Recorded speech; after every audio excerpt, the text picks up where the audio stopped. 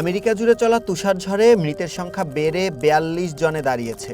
সংবাদ সংস্থা associate press এ তথ্য নিশ্চিত করেছে। টেক্সাসে বরফ জমা পুকুরে পড়ে ৩ ভাইয়ের মৃত্যু হয়েছে।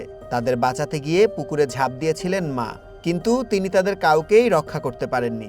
আরকানসা ও টেক্সাসে স্লেজিং করতে গিয়ে প্রাণ হারিয়েছে ২ কিশোর। পেনসিলভেনিয়া ও নিউ ইয়র্কে তুষার পরিষ্কার করতে গিয়ে মারা গেছেন অন্তত ১০ জন।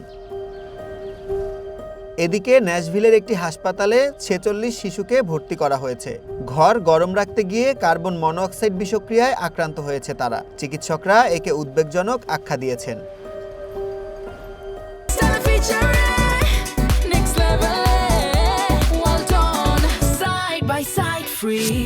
তীব্র ঠান্ডার মাঝে এখনো বিদ্যুৎহীন প্রায় ৫.৫ লাখের বেশি মানুষ। মিসিসিপিতে ১৯৯৪ সালের পর সবচেয়ে ভয়াবহ তুষারঝড় হয়েছে।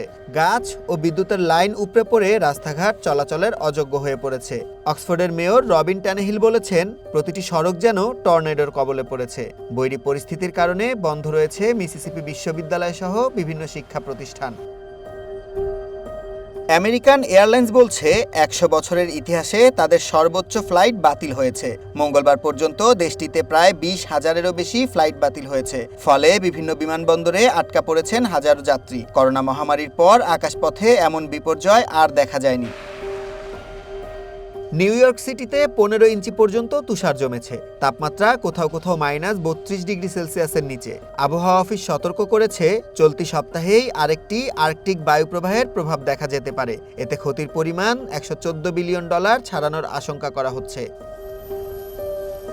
সুলাইমান সবুজ, ওয়ান ইন্টারন্যাশনাল ডেস্ক।